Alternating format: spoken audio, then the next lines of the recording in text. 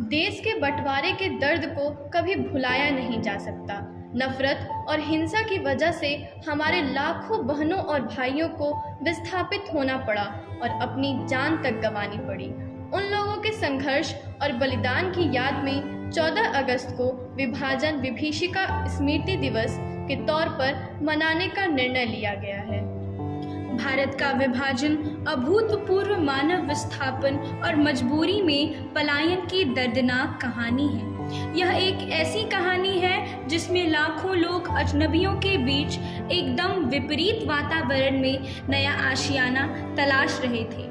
विश्वास और धार्मिक आधार पर एक हिंसक विभाजन की कहानी होने के अतिरिक्त यह इस बात की भी कहानी है कि कैसे एक जीवन शैली तथा वर्षों पुराने सह अस्तित्व का युग अचानक और नाटकीय रूप से समाप्त हो गया। लगभग 60 लाख गैर मुसलमान उस क्षेत्र से निकल आए जो बाद में पश्चिमी पाकिस्तान बन गया। 65 लाख मुसलमान पंजाब, दिल्ली आदि के भारतीय हिस्सों से पश्चिमी पाकिस्तान चले गए थे। इस विभीषिका में मारे गए लोगों का आंकड़ा 5 लाख बताया जाता है, लेकिन अनुमानतः यह आंकड़ा 5 से 10 लाख के बीच है। 20 फरवरी 1947 को ब्रिटिश प्रधानमंत्री क्लेमेंट एटली ने हाउस ऑफ कॉमन्स में घोषणा की थी कि सरकार ने 30 जून 1948 से पहले सत्ता का हस्तांतरण कर भारत छोड़ने का फैसला किया है। हालांकि पूरी प्रक्रिया को लॉर्ड माउंटबेटन द्वारा तेजी से 1 साल पहले किया गया था। नई दिल्ली में 4 जून 1947 को वायसराय लॉर्ड माउंटबेटन ने एक ऐतिहासिक पत्रकार सम्मेलन को संबोधित किया। जैसे ही वायसराय ने पहले के समय से लगभग 1 साल पहले सत्ता हस्तांतरण योजना की घोषणा की, उसके बाद कई प्रश्न पूछे गए। सबसे महत्वपूर्ण प्रश्न जनसंख्या के स्थानांतरण के बारे में था। वायसराय का उत्तर था, व्यक्तिगत रूप से मैं कोई दिक्कत नहीं देखता।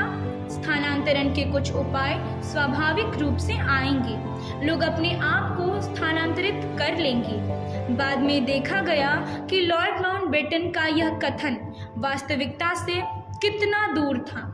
विभाजन के फलस्वरूप 1.3 करोड़ लोग अपनी जड़ों से उखड़कर विस्थापित होने के लिए बाध्य कर दिए गए थे। अखिल भारतीय मुस्लिम लीग की बैठक 9 जून 1947 को नई दिल्ली के इंपीरियल होटल में हुई थी। विभाजन की मांग वाला प्रस्ताव लगभग सर्वसम्मति से पारित हुआ, जिसमें पक्ष में 300 और विरोध में मात्र 10 मत पड़े।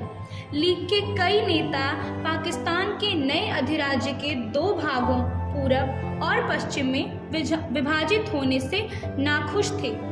जैसा कि समय ने साबित किया, यह एक व्यवहारिक विचार नहीं था। कालांतरण में यह सिद्ध भी हो गया। 1971 में पूर्वी पाकिस्तान से अलग हुआ और एक नए स्वतंत्र राज्य के रूप में बांग्लादेश का गठन हुआ। लॉर्ड माउंटबेटन ने 4 जून को आयोजित एक प्रेस कॉन्फ्रेंस में 14 अथवा 15 अगस्त को स्वतंत्रता की तारीख के रूप में घोषित किया। यह आकस्मिक था। माउंटबेटन द्वारा घोषित समय सारणी पर अमल के लिए 18 जुलाई को ब्रिटिश संसद द्वारा भारत का स्वतंत्रता अधिनियम पारित किया गया था। भारत के विभिन्न हिस्सों को दहला देने वाली 1946 और 1947 में हुई सांप्रदायिक हिंसा की व्यापकता और क्रूरता पर विस्तार के लिए लिखा गया। हिंसा की प्रकृति के केवल लोग के जीवन को नष्ट करने बल्कि दूसरे समूह की सांस्कृतिक और भौतिक उपस्थिति को भी मिटा देने की थी। यह यथार्थ कि जिन क्षेत्रों ने इस हिंसा को देखा, उन्होंने उसी समुदायों को सदियों से अस्तित्व में रहते देखा था। पंजाब, बिहार, संयुक्त प्राप्त और निश्चित रूप से बंगाल कुछ ऐसे उदाहरण हैं जहां सह अस्तित्व जीवन का एक नया तरीका रहा है। झड़पें होती थीं, लेकिन वह आमतौर पर स्थानीय थीं और जितनी जल्दी शुरू होती थी उतनी ही जल्दी ख़त्म भी होती थी। 1947 में पूर्व के पंजाब में एक ऐसी भी गांव की पहचान कठिन होगी जिस पर किसी खास समुदाय द्वारा विशिष्टता के साथ दावा किया जा सका। जो लोग कह रहे हैं कि भारत का विभाजन लगभग अपरिहार्य हो गया है और साथ ही अपने देशवासियों के स्वतंत्रता के उपहार को प्राप्त करने के लिए तैयार होने की अपील कर रहे हैं, वे विरोधाभासी शब्दों में बात कर रहे हैं। मेरी राय में नेता ब्रिटिश कूटनीति के शिकार हो गए। यह समाचार पत्र वर्णानुक्रम में अंबाला, हरियाणा में लापता हिंदू और सिख शरणार्थियों के नाम सूचीबद्ध करता है। यह इस बात पर प्रकाश डालता है कि विभाजन के तुरंत बाद उपमहाद्वीप में लाखों लोगों के लिए स्थिति कितनी विकट और अनिश्चित थी। जैसा कि कुछ परिवारों ने अपने रिश्तेदारों को मरते हुए देखा, अन्य लगातार इस चिंता में रहते थे कि उनके प्रियजन के साथ क्या हुआ होगा।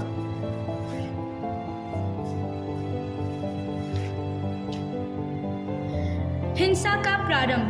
यह सब 4 मार्च 1947 को शुरू हुआ। पुलिस ने हिंदुओं और सिखों के एक जुलूस पर, जो बहुत बड़ा नहीं था और ऐसा प्रतीत होता कि छात्रों के नेतृत्व में था, गोली चलाई। करीब 125 छात्र गंभीर रूप से घायल हुए थे तथा 10 छात्र, जो सभी डीएवी कॉलेज लाहौर के थे, मारे गए थे। 6 मार्च की सुबह तक अमृतसर, जालंधर, रावलपिंडी, मुल्तान और सियालकोट समेत पंजाब के मुख्य शहर दंगों की लपटों में घिर गए थे। शरणार्थियों को न केवल सड़क पर हिंसा का सामना करना पड़ा, बल्कि वे सदी के सबसे भीषण बाढ़ में से एक के शिकार हुए। इस खतरनाक यात्रा में लोगों को भूख, बीमारी, थकावट और प्रकृति की कठोर परिस्थितियों का सामना करना पड़ा। पंजाब की तुलना में बंगाल के दशकों तक जारी विस्थापन और पुनर्वास का रूप अलग ही था। अधिकारियों ने संकट की भयावहता को कम करके आंका और न सिर्फ शरणार्थियों को अपने घर लौटने के लिए प्रेरित किया, बल्कि पूर्वी बंगाल के विस्थापितों को किसी भी तरह की राहत देने से इनकार कर दिया। कभी पटरियों पर ख्वाब दौड़ने के सपने थे, पटरियों ने ही ख्वाब का जहां छीन लिया। विभाजन के दौरान सिंध के अल्पसंख्यकों को जितनी विकराल एवं भयावह त्रासदी सहनी पड़ी, उसका कटु अनुभव सिंध छोड़कर आए लोगों के मन में आज भी जीवंत है। 17 दिसंबर 1947 को सिंध के हैदराबाद तथा 6 जनवरी 1948 को राजधानी कराची में हुए भयावह दंगों ने अल्पसंख्यकों को इस हद तक भयभीत कर दिया था कि नवंबर 1947 तक 2,50,000 लोग, जनवरी 1948 तक 4,78,000 तथा जून 1948 तक 10 लाख से अधिक लोगों को सिंध छोड़कर जाना पड़ा। बंटवारे के समय भारत और पाकिस्तान के बीच पलायन करने वाले लोगों ने रेलगाड़ियों का व्यापक रूप से उपयोग किया था। भारत और पाकिस्तान के बीच अपनी परामर्श से रेल सुविधा को जारी रखा गया था। हर दिन 5 से 6 ट्रेन दोनों ओर से चलती थी।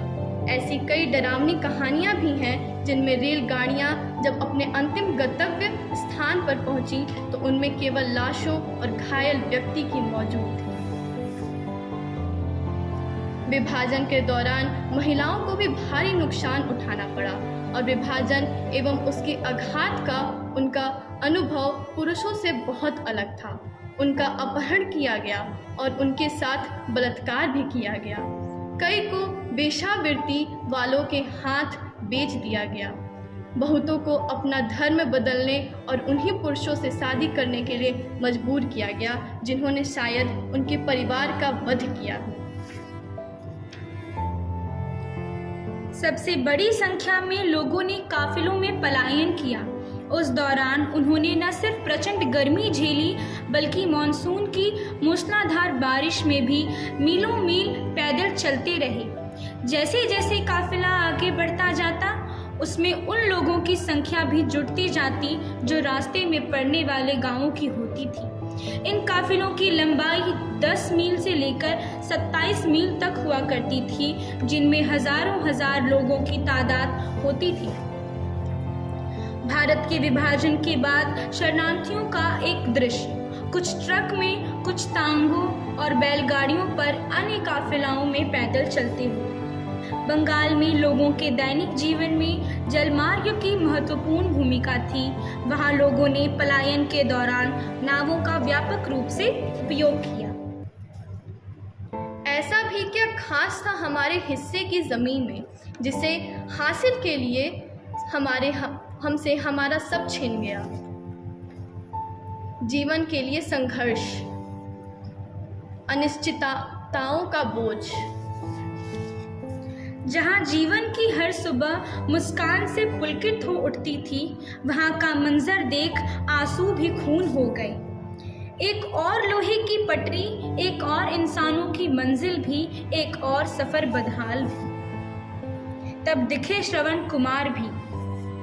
कभी यहाँ बाजार आबाद हुआ करते थे, आज खंडहर पनाह भी नहीं दे पा रहे।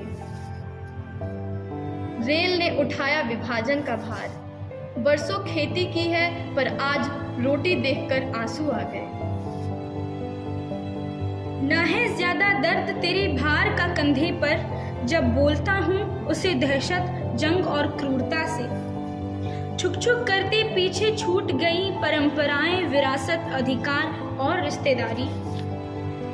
नई शुरुआत की उम्मीद में आखिरी ट्रेन पकड़ने की जद्दोजहद।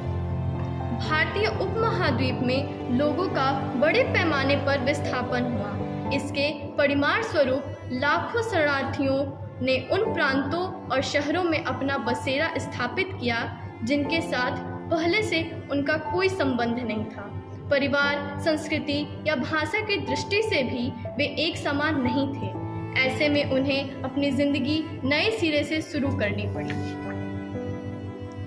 कौन किसका चाचा, कौन मामा, बस 2 सूखी रोटी और पानी का एक प्याला। कभी रहती थी विरासतें, परंपराएं और साज सज्जा के अलंकार, आज बस रह गया देह छुपाने का कपड़ा और अनिश्चित संसार। दर्द खूब दिखा होगा उन बेबस आंखों में जो अपने आबाद आशियाने को बिखरा देख मरहम लगाने चल पड़े। पानी जो न हिंदू को जानता है न मुसलमान को। कभी मेलों में दिखती थी ऐसी अनजानों की भीड़, आज रोटी और पनाह देने वाले रिश्तेदार बन गए। पूर्वी पंजाब से पाकिस्तान और विपरीत दिशा में शरणार्थियों की आवाजाही लगातार और अच्छी तरह से चल रही है। ट्रेनें अधिक नियमित ढंग से आगे बढ़ रही हैं और सैन्य मोटर परिवहन के साथ साथ नागरिक मोटर लॉरी भी हैं, जो इस काम के लिए स्वेच्छा से शरणार्थियों को दोनों तरफ से निकाल रहे हैं। कुछ ऐसा मंजर था, जान पर खेलता हुजूम खड़ा था। सीमा के उस पार बनाएं एक नया संसार, चलो एक नई शुरुआत करते हैं। विभाजन की विभीषिका में अपने प्राण गंवाने वाले तथा विस्थापन का दर्द झेलने वाले लाखों भारतवासियों को शत शत नमन।